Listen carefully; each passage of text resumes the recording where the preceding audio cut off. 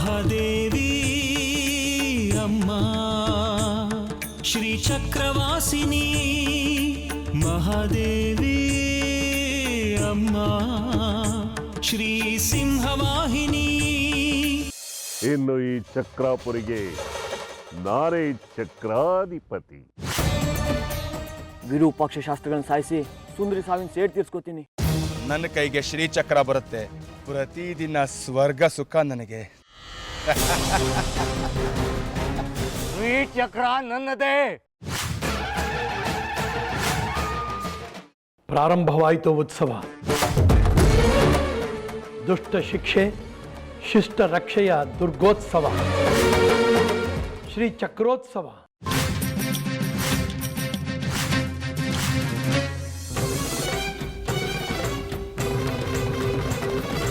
ಕಾರಣ ನೀನಮ್ಮ, ಸರ್ವಕ್ಕೂ ಕಾರಣ ನೀನಮ್ಮ. ಹಲವಾರು ಧಾಮದಿ ಹಲವಾರು ರೂಪವು ನಿನ್ನದು ದುರ್ಗಮ್ಮ, ನಿನ್ನದು ದುರ್ಗಮ್ಮ.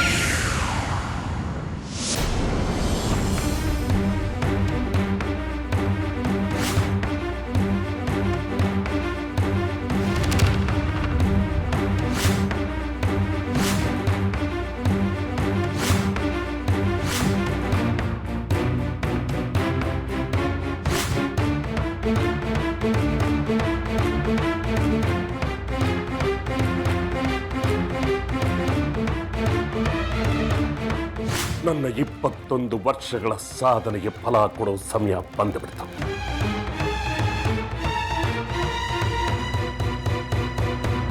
ಈ ನಿನ್ನ ಪೀಠದಲ್ಲಿ ಐಕ್ಯವಾಗಿರೋ ಚಕ್ರ ತಾನಾಗಿ ಮೇಲೆ ಬರುತ್ತೆ.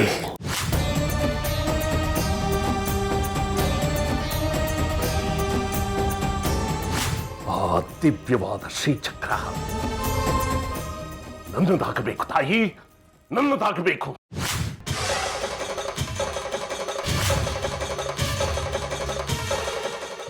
ನನ್ನ ಜೀವಿತಾವಧಿಯ ಆಸೆ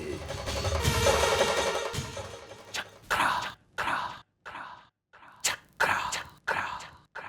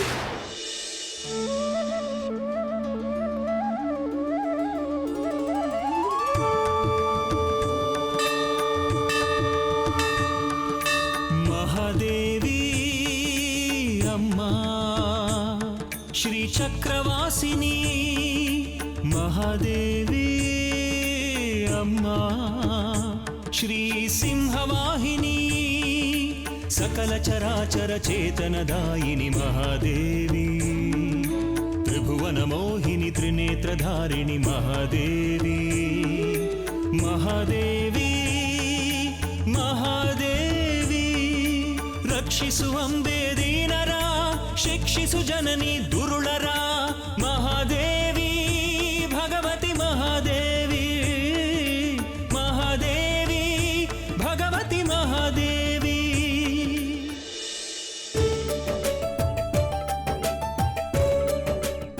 ನಿಂತ್ಕೊಳ್ಳೆ, ನೀನ್ ಅಷ್ಟು ಬೇಗ ನಡೆದ್ರೆ ನನ್ನ ಕೈಲಿ ಆಗಲ್ಲ ಕಣೆ, ಮಂಡಿ ನೋವು.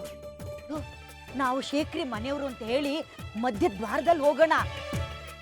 ನಮ್ಮ ಶೇಖರಿ ನಮ್ಮ ಜಾಜಿ ವರ್ಷ ಪೂರ್ತಿ ಇಲ್ಲೇ ಅಲ್ವನೆ ದುಡಿಯೋದು. ಈ ದಿನಕ್ಕಾಗಿ 21 ವರ್ಷಗಳಿಂದ ಕಾದಿದ್ವಿ. ಕಳೆದ ಸಾರ್ತಿ ಇದೇ ದಿನ ನನ್ನ ಹೆರಿಗೆ ಆಗಿತ್ತು.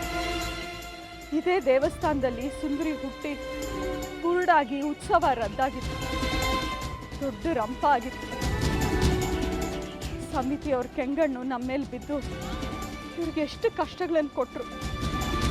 ಅದನ್ನೆಲ್ಲ ನೆನೆಸ್ಕೊಂಡ್ರೆ ಉಸಿರು ಕಟ್ಟತ್ತೆ. ಆದರೆ ಈ ಸರ್ತಿ ಸುಂದರಿನೇ ಇಲ್ಲ.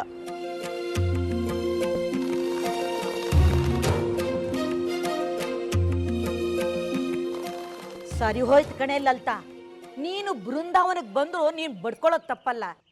ಯಾಕೆ ಈಗೆಲ್ಲ ದುಃಖ? ನೋಡು, ಅಮ್ಮನವ್ರ ದರ್ಶನಕ್ಕೆ ಅಂತ ಬಂದಿದ್ದೀವಿ. ನಾವಿಲ್ಲೇ ಮಾತಾಡ್ತಾ ನಿಂತ್ಬಿಟ್ರೆ ಭಕ್ತರ ಸಾಲು ಬೆಳೀತಿರುತ್ತೆ. ನಡಿ ಹೋಗೋಣ, ನಡಿ.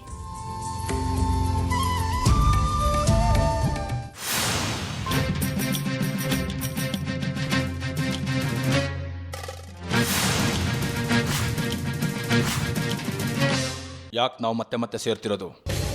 ಇಡೀ ಚಕ್ರಾಪುರಿಗೆ ಗೊತ್ತಿದೆ ನನಗೂ ವಿರೂಪಾಕ್ಷಂಗೆ ಆಗೋದಿಲ್ಲ ಅಂತ. ಹೀಗೆ ಒಟ್ಟೊಟ್ಟಿಗೆ ಓಡಾಡ್ತಿದ್ರೆ ಜನಗಳಿಗೆ ಅನುಮಾನ ಬರುತ್ತೆ. ಏನು ವಿಷಯ ಬೇಗ ಹೇಳಿ. ಎಲ್ಲ ನಾವು ಏನು ಮಾತಾಡ್ಕೊಂಡಿದ್ವೋ ಆ ಯೋಜನೆ ಪ್ರಕಾರನೇ ನಡೀತಿದೆ. ಆದರೆ ಒಂದೇ ಒಂದು ಸಣ್ಣ ಬದಲಾವಣೆ, ಅದು ಭಕ್ತಾದಿಗಳ ಒತ್ತಾಯದ ಮೇರೆಗೆ. ಇದು ಸಮಸ್ಯೆ ಅಲ್ಲ ತಾನೆ? ಯಾಕಂದ್ರೆ ಈಗ ಏನೇ ಬದಲಾವಣೆ ಆದರೂ ನಮ್ಮ ಯೋಜನೆಗಳೆಲ್ಲ ತಲೆ ಕೆಳಗಾಗುತ್ತೆ. ಇಲ್ಲ, ಇದರಿಂದ ಇನ್ನೂ ನಮಗೆ ಅನುಕೂಲ ಆಗುತ್ತೆ. ಅದು ಹೇಗೆ? ಸ್ಪಷ್ಟವಾಗಿ ಹೇಳೋ. ಪದ್ಧತಿ ಪ್ರಕಾರ ಉತ್ಸವ ಸಾಗೋದು ದೊಡ್ಡ ರಥದಲ್ಲಿ. ಅದೇ ರಥದಲ್ಲಿ ಶ್ರೀಚಕ್ರ ಕೂಡ ಇರುತ್ತೆ. ರಥ ದೊಡ್ಡದಾಗಿ ಎತ್ತರವಾಗಿರೋದ್ರಿಂದ ಅದರಲ್ಲಿರೋ ಶ್ರೀಚಕ್ರ ಭಕ್ತಾದಿಗಳಿಗೆ ಕಾಣಿಸೋದಿಲ್ಲ. ಆ ಕಾರಣದಿಂದ ಮಂಡಳಿಯವರೆಲ್ಲರೂ ಸೇರಿ ಒಂದು ತೀರ್ಮಾನ ತಗೊಂಡಿದ್ದಾರೆ. ಒಂದಷ್ಟು ದೂರ ರಥದಲ್ಲೇ ಶ್ರೀಚಕ್ರ ಸಾಗುತ್ತೆ. ನಂತರ ಅದನ್ನು ಒಂದು ಚಿಕ್ಕ ಪಲ್ಲಕ್ಕಿಯಲ್ಲಿಟ್ಟು ಕಲ್ಯಾಣಿಯವರೆಗೂ ಉತ್ಸವವನ್ನು ಸಾಗಿಸಿದ್ರೆ ಭಕ್ತಾದಿಗಳಿಗೆ ಶ್ರೀಚಕ್ರವನ್ನು ನೋಡೋ ಅವಕಾಶ ಸಿಗುತ್ತೆ. ಹೀಗಿದ್ದಕ್ಕಿದ್ದಂಗೆ ನೀನು ನಿರ್ಧಾರ ತಗೊಂಡ್ಬಿಟ್ರೆ ಪೊಲೀಸ್ ಯಾಕೆ, ಕಾನೂನು ಯಾಕೆ? ನಾನಿದನ್ನು ಒಪ್ಪೋದಿಲ್ಲ. ದೊಡ್ಡ ರಥನ ಹೇಗೆ ಕಾಪಾಡಬೇಕು ಅಂತ ಇಡೀ ಪೊಲೀಸ್ ಇಲಾಖೆಯವರು ನೀಲಿ ನಕ್ಷೆ ಸಿದ್ಧ ಮಾಡ್ಕೊಂಡಿದ್ದಾರೆ. ಸ್ವಲ್ಪ ಯೋಚನೆ ಮಾಡು ಮಾರಿಗುಡಿ, ಇದರಲ್ಲಿ ನಮಗೆ ಅನುಕೂಲ. ಇಷ್ಟು ದೊಡ್ಡ ರಥದಿಂದ ಶ್ರೀಚಕ್ರನ ಅಪಹರಿಸೋದಕ್ಕೆ ನಾವು ಸಾಹಸ ಮಾಡಬೇಕು. ಅದ್ರ ಬದಲಿಗೆ ಕೈಗೆಟ್ಕೋ ಪಲ್ಲಕ್ಕಿಲಿದ್ರೆ ನಮಗೆ ಸುಲಭ. ಇದು ಬುದ್ಧಿವಂತರ ಲಕ್ಷಣ. ನಾನು ಏನೇ ಬದಲಾವಣೆಗಳನ್ನು ಮಾಡಿದ್ರೂ ಕೂಡ ಅದು ಶ್ರೀಚಕ್ರವನ್ನ ಪಡ್ಕೊಳ್ಳೋದಕ್ಕೆ ಅಂತ ತಿಳ್ಕೊಂಬಿಟ್ರೆ ಎಲ್ರಿಗೂ ಒಳ್ಳೆಯದು. ಇವತ್ತು ಉತ್ಸವದ ದಿನ, ಬಹಳ ಕೆಲಸಗಳಿವೆ. ಈ ವಿಷಯ ನಿಮ್ಗಳಿಗೂ ತಿಳಿದಿರಲಿ ಅಂತ ಇಲ್ಲಿ ಸೇರಿಸಿದ್ದು. ಸೇರೋಣ ಆಮೇಲೆ.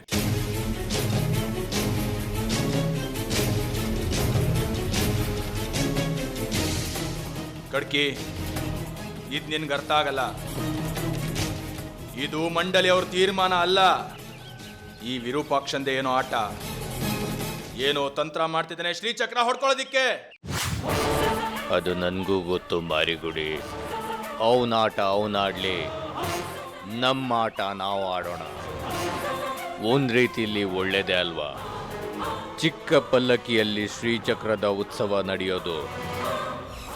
ಯಾವತ್ತು ನಮ್ಮ ಕಣ್ಗಾವಲಲ್ಲಿರುತ್ತೆ ಶ್ರೀಚಕ್ರ. ಚಿಂತೆ ಮಾಡಬೇಡ.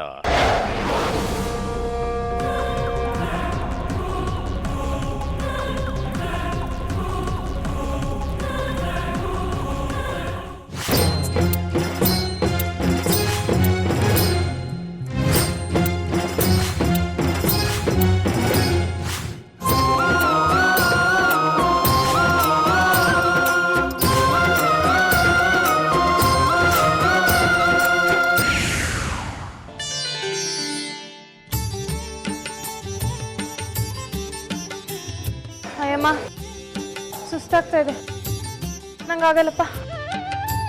ಹಾಗನ್ಬೇಡ್ವೆ, ಸ್ವಲ್ಪ ಸುಧಾರಿಸ್ಕೊ. ನೋಡು, ನಿನ್ ಹೊಟ್ಟೆ ನೋವು ಬಂದಾಗ ಇಲ್ಲಿಗೆ ಬಂದು ಉತ್ಸವ ನೋಡ್ತೀನಿ ಅಂತ ಹರಿಸ್ಕೊಂಡಿದ್ದೆ. ಸ್ವಲ್ಪ ಸುಧಾರಿಸ್ಕೊ. ನಿನಗೊಂಥರ ನೋವು, ನನಗೊಂಥರ ನೋವು. ವಿದ್ಯಾಶಂಕರ, ಅವಳಿಗೊಂದು ಸ್ವಲ್ಪ ನೀರು ಕುಡ್ಸೋ. ಬೇಡ ಬೇಡ ಬೇಡ, ಉತ್ಸವ ಆಗೋವರೆಗೆ ನಾನು ಉಪವಾಸ ಇರ್ತೀನಿ ಅಂತ ಹರಕೆ ಹೇಳ್ಕೊಂಡಿದ್ದೀನಿ. ನಂಗೆ ನೀರು ಬೇಡ. ನೀನು ಬೇಕಾದ್ರೆ ಉಪವಾಸ ಇರು, ಹೊಟ್ಟೆನಲ್ಲಿರೋ ನಿನ್ನ ಮಗುನ ಯಾಕೆ ಉಪವಾಸ ಕೆಡಗ್ತೀಯ? ನೀರು ಕುಡಿಯೋದ್ರಿಂದ ಏನೂ ದೋಷ ಇಲ್ಲ. ಸ್ವಲ್ಪ ನೀರು ಕುಡಿ. ಈ ಸಮಯದಲ್ಲಿ ಹಾಗೆಲ್ಲ ಹಠ ಮಾಡಬಾರ್ದು ಸುನೀತಾ. ವಿದ್ಯಾ, ಕೊಡೋ ಇಲ್ಲಿ, ತಗೋ.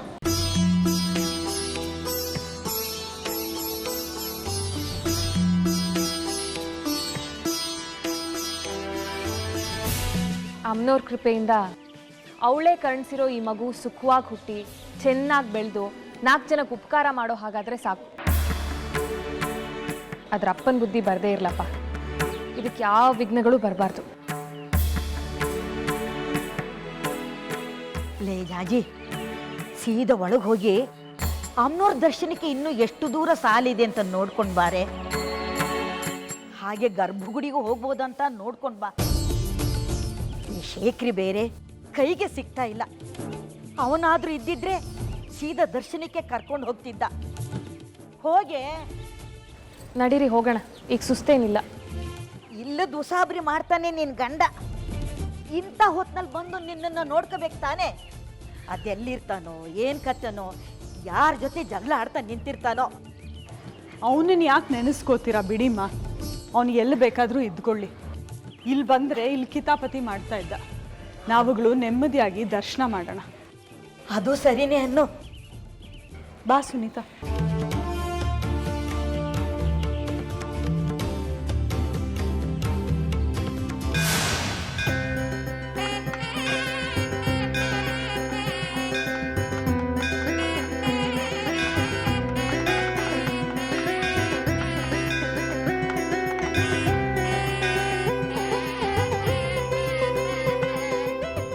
महालक्ष्मी च विद्महे विष्णुपत्नी च धीमहि तन्नो लक्ष्मी प्रचोदयात्।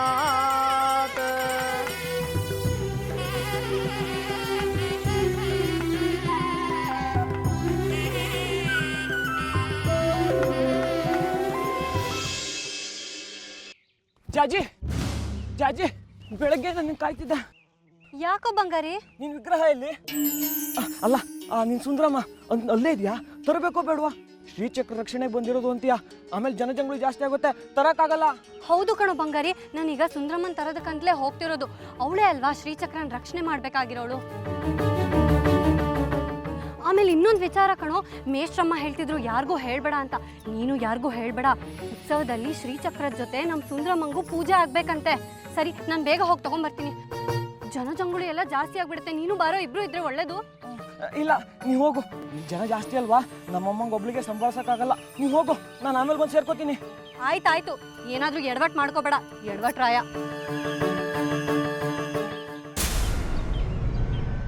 ಅಪ್ಪ, ಈಗ ನನ್ನ ಕೆಲಸ ಸಲ್ಲಿಸು. ಇವಳು ನನ್ನ ಜೊತೆ ಇದ್ರೆ ಯಾವಾಗಲೂ ನನ್ನ ಜೊತೆನೇ ಇದ್ಬಿಡ್ತಾಳೆ. ನನ್ನ ಗುರಿ ಸಾಧಿಸೋಕ್ಕಾಗಲ್ಲ. ಈಗ ನನ್ನ ತಡೆಯೋರು ಯಾರೂ ಇಲ್ಲ.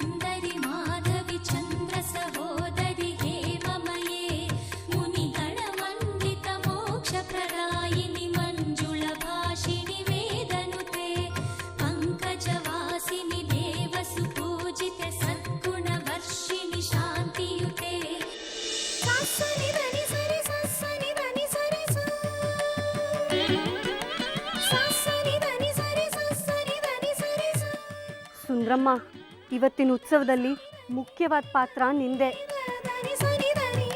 ಇಡೀ ಉತ್ಸವನ ಚೆನ್ನಾಗಾಗ್ಬೇಕಾಗಿ ಮಾಡೋಳು ನೀನೇ. ಇಲ್ಲಿ ನಿನ್ನ ವಿಷಯ 3-4 ಜನಕ್ಕೆ ಬಿಟ್ಟರೆ ಬೇರೆ ಯಾರಿಗೂ ಗೊತ್ತಿಲ್ಲ. ಯಾರಿಗೂ ಕಾಣ್ದ ಹಾಗೆ ನಿನ್ನನ್ನು ಉತ್ಸವಕ್ಕೆ ಕರ್ಕೊಂಡು ಹೋಗಿ ಶ್ರೀಚಕ್ರದ ಜೊತೆ ಪೂಜೆ ಸಲ್ಲೋ ಹಾಗೆ ಮಾಡ್ತೀನಿ. ಆದರೆ ಸುಂದ್ರಮ್ಮ, ಶ್ರೀಚಕ್ರನ ಕಾಪಾಡಿದ್ಮೇಲೆ ಏನಾಗುತ್ತೋ ನನಗೆ ಗೊತ್ತಿಲ್ಲ. ನೀನು ನನ್ನನ್ನು ಬಿಟ್ಟು ಶ್ರೀಚಕ್ರದ ಜೊತೆ ಹೋಗ್ತೀಯಾ? ನನಗೆ ನಿನ್ನನ್ನು ಬಿಟ್ಟಿರೋಕ್ಕಾಗಲ್ಲ. ಒಂದು ಕೆಲಸ ಮಾಡು, ಚಕ್ರಾಪುರಿಲಿ ತ್ರಿಪುರ ಸುಂದರಿ ಅಮ್ಮನವ್ರ ಜೊತೆ ನೀನು ಇದ್ಬಿಡು.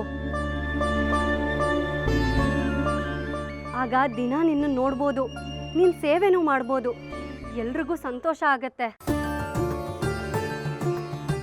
ಸರಿ ಸರಿ, ಈಗ ಮುಖ್ಯವಾಗಿ ಉತ್ಸವದಲ್ಲಿ ನಿನ್ನ ಪೂಜೆ ಆಗಬೇಕು. ಈಗ ಅದನ್ನು ನೋಡೋಣ, ನಡಿ.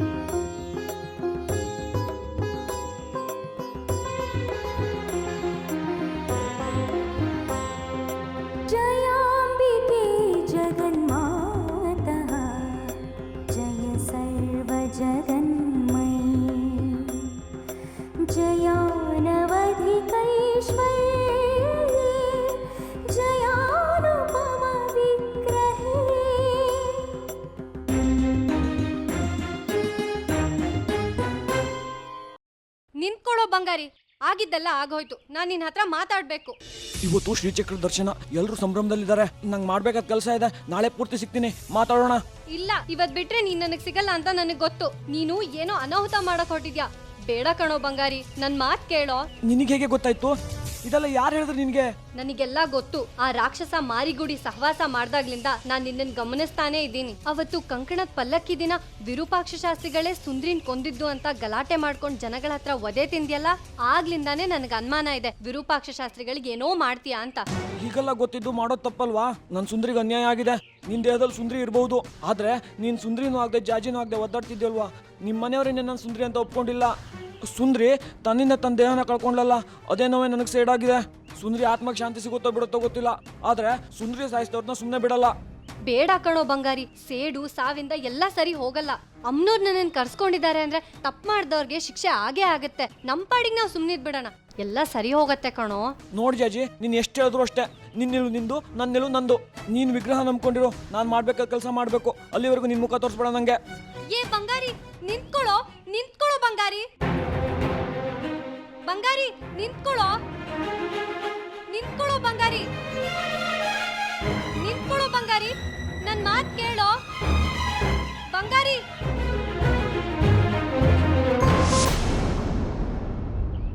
ಥೂ, ಏನೋ ಜಗ್ಗಿ ಇದು. ಪಾಪಿ ಸಮುದ್ರಕ್ಕೆ ಹೋದ್ರು ಮೊಣಕಾಲುದ್ದ ನೀರು ಅಂತಾರಲ್ಲ, ಹಾಗಾಯ್ತಲ್ಲ ನಮ್ಮ ಕತೆ. ನಾಯಿ ಥರ ಅಲಿತಾ ಇದ್ದೀನಿ ನಿನ್ನ ಜೊತೇಲಿ ಆ ವಿಗ್ರಹಕ್ಕೋಸ್ಕರ. ಅದ್ಯಾಕೋ ನಮ್ಮ ಕೈಗೆಟ್ಕೋ, ಅದೃಷ್ಟ ಕಾಣಿಸ್ತಾ ಇಲ್ಲ ನನಗೆ. ಹೋಗಿ ಹೋಗಿ ಹಾಳಾದ್ದು ಆ ಜಾಜಿ ಕೈಗೆ ಸಿಗಾಕೊಳ್ಳುತ್ತೆ. ಏನು ಮಾಡೋದೀಗ? ಕೈಗೆ ಬಂತು ಬಾಯಿಗೆ ಬರ್ತಾ ಇಲ್ವೇ? ಈ ಸಾರಿ ಸಿಕ್ಲಿ, ಕಿತ್ಕೊಂಡು ಸೀದಾ ಪಟ್ಟಕ್ಕೆ ರೈಲ್ ಹತ್ತದೆ ನಾನು. ಅಯ್ಯ, ಮೊದಲು ಸಿಗ್ಲಿ ರಯ್ಯ, ಆಮೇಲೆ ಹೋಗುವಂತೆ ಪಟ್ಟಣಕ್ಕೆ. ಹಿಂಗೆಲ್ಲ ಆದರೆ ಜೀವನ ಬೇಜಾರಾಗ್ಬಿಡುತ್ತೆ ಕಣಯ್ಯ. ಏ ಜಗ್ಗಿ,